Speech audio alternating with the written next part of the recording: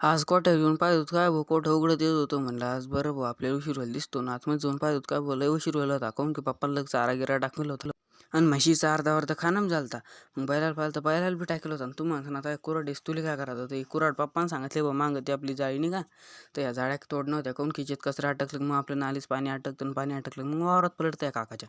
मग आपली मोटर सुरू झाली म्हणलं एकदा दांड भिजून घ्या गोबीचे काल परवा भिजवली तिथं.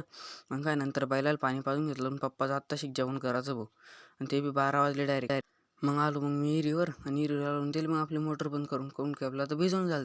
मग मोटरीस कुलूप बिलूप लावली म्हणलं आता मजबूत एक पाव म्हणलं तर मग काय ओढून पाहिलं तर काही लागली भाऊ चला मग आपण गेलो कोठ्यावरून कोठ्यावर जाऊन पाहिलं काय भाऊ आई चालली भाऊ तिकडं पप्पाला नाली का पाणी घेऊन. आई म्हणे की म्हशील पाणी पाज म्हणे मग काय म्हशील पाणी पाजून घेतलं दुपारा आणि पप्पा संध्याकाळी चालले गेले बटायच्या वावरात बघ करा आणि मला म्हणे एवढं चारा पाणी करून घ्या म्हणे.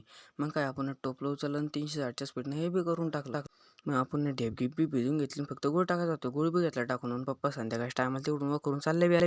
काहून की पप्पाला तर दूध काढत होतं पप्पा मला म्हणे या गोबीला एवढं ठिमीट टाकून गेलं की 2 खवरल 520च्या स्पीडनं आपण ते बी करून घेतलं आणि पप्पा 360च्या स्पीडनं दूध काढून घेतलं संध्याकाळच्या टायमाला 520च्या स्पीडनं चालले गेले आणि वारं सुटलं बुजवाराचं म्हणलं पाणी येतो म्हणलं आपण चारा पण करून चला म्हणलं आता घराकडं. चला मग आजच्या घरात एवढंच भेटू मग पुढच्या व्हिडिओत.